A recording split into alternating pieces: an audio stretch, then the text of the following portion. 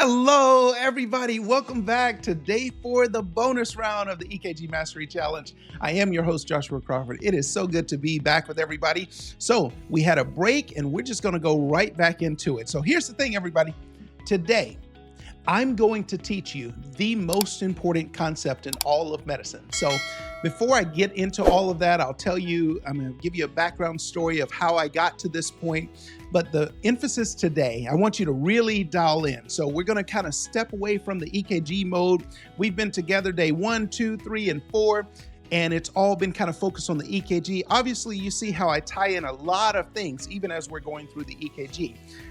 Today's going to be, or the bonus round is going to be a little different because what I'm going to do is I'm going to show you a concept, for instance, and then from that one concept, you're going to see how I go all over the place. It's going to be really exciting. I want you to buckle up, Buttercup, because you're in for a ride. So I want to take you back and just kind of bring you full circle of how did I get to this point. Some of you have heard bits and pieces of my story as you've been with me over the last 4 days. But I want to kind of take you back and then bring you to today. So when I was about 14 years old, I was in Boy Scouts and I started teaching the first aid, CPR, first aid. Well, I taught the first aid merit badge in Boy Scouts, and I was teaching CPR and first aid as a part of the first aid merit badge. So I started teaching back when I was like 14 years old. My parents say that I was even trying to teach my class in kindergarten. But so 14, I'm teaching, and then around 15 years old, I'm in high school. I got an opportunity to start shadowing in the hospital, in the emergency room. That led to me doing some ride-alongs as a third rider, a 15-year-old. Remember, I started riding with the fire department at a place called Rescue 90, Station 6, Montgomery, Alabama. I had an opportunity to ride with just a phenomenal gentleman by the name of Captain Greg O'Connor. And Captain O'Connor took me under his wing, and he poured so much interest and effort into me. And he gave me so many opportunities to really learn. I mean, he saw that I had this kind of natural curiosity. I wanted to know as much as possible. And so he got me involved, and we would go on call after call. I ended up riding with him for about 2 years. We would go on call after call. I got to deliver or assist in the delivery of a baby at 16 years old. I had a very unfortunate situation that same guy with Captain O'Connor. We ended up going to a motorcycle accident. I'm 16 years old, and I would go and see a guy who would literally lose his head in a motorcycle accident.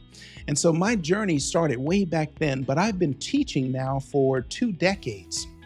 So fast forward a few years after high school and all of that, I ended up becoming an EMT. Myself, right away, I noticed that the paramedic was making all the decisions. So I said, hey, I need to be the paramedic. So I went to paramedic school, finished as number 1 in my class.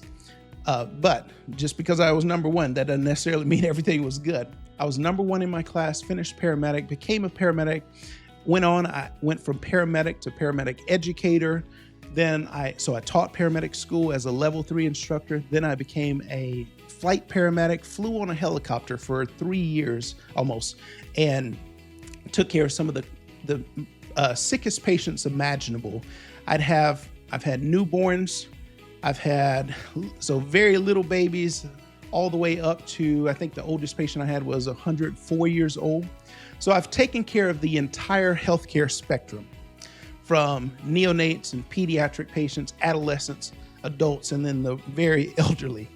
So I've had a really enjoyable career, but eventually after flying, a lifelong dream came true, and I finally got accepted into medical school. I had wanted to be a doctor since I was 6 years old, and so I knew that I just wanted to be an ER doctor. Well, God would have a different set of plans for me, and so I want to just kind of tell you how I got here. Well, after med school, I ended up doing some contracting work with some health departments in a couple different states, did some contracting stuff, worked on several emergency projects, had just an amazing time. Well, then I decided, hey, I need to just get back into doing my thing and go on toward just being an ER doc. Well, I was studying for my board exams, and I ended up, I'm struggling. because in med school, I had just learned a whole lot of information, but that didn't necessarily mean that I knew what I was doing. What it meant is that I passed enough tests. How many of you, whether you were in medical school, nursing school, paramedic school, PA, nurse practitioner, it doesn't matter. How many of you know that you can pass a lot of tests and then eventually get your license, but you may not necessarily know what you're doing?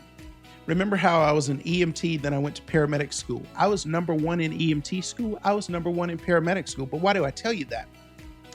Despite being number one, I remember coming out as a paramedic, for instance, and going on calls and just feeling lost, feeling like I don't know what I'm doing.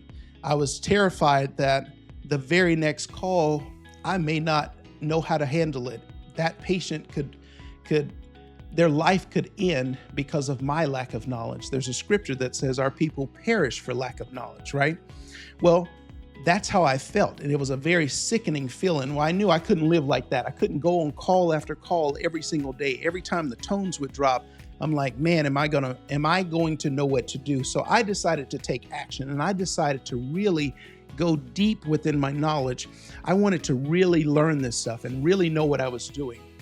So that's how I was as a paramedic, as a critical care guy, as a flight paramedic in medical school. I taught in medical school. So I've been a teacher for quite some time. So let's get back to the part of now when I'm needing to study for my board exams. I don't really know what I'm doing and I need some help. I end up meeting a gentleman by the name of Dr. Francis Ihejirika. Dr. Francis is a Nigerian med peds doctor, so internal medicine, pediatrics. Dr. Francis had a program in Illinois at the time. He's since moved on to Texas, but he became like a dad to me. He became a mentor to me. I remember the very first day of his class, very first day, like the 4th or 5th hour. He gets into this part and he says, I'm going to teach you the most important concept in all of medicine. And I'm like, yeah, really? Well, little did I know my mind would be blown. Dr. Francis would teach me things that would go on and change my life. It would change my entire career. Dr. Francis told us that very first day, he said, most of you have figured out how to just memorize diseases, but you don't know what's normal. He said, you can't figure out abnormal if you don't know normal. He said, I need you to go back and learn normal for yourself. And he said, as we're together over these next several weeks, I was with him for 5 weeks in person and then another 5 weeks online. So I spent 10 weeks with him. What I'm going to show you today, I paid thousands of dollars to learn. But see, at this point, by the time I got to Dr. Francis, I had at this point, I had been an EMT, a paramedic educator, a flight paramedic, going to medical school. And then not to even think about undergrad. So at this point, I had probably up to 200 professors. And out of all of those people, and I had some amazing instructors and great professors, but nobody taught me the way Dr. Francis did. He taught me patterns in medicine. He taught me how to take big concepts. And if I knew that concept well, I could apply it, as he said, to 1,000 different diseases, right? So that's what I'm going to show you today. I'm going to tell you about the most important concept in all of medicine. One of the things you're going to see me do, which is probably different than what you've seen other professors do. I'm going to take a concept, but for instance, when I go over that one concept, I will tie in, for instance, physiology, path, pharm, micro, biochem, anatomy. You're going to see how I interweave a lot of topics into one story. So you ready?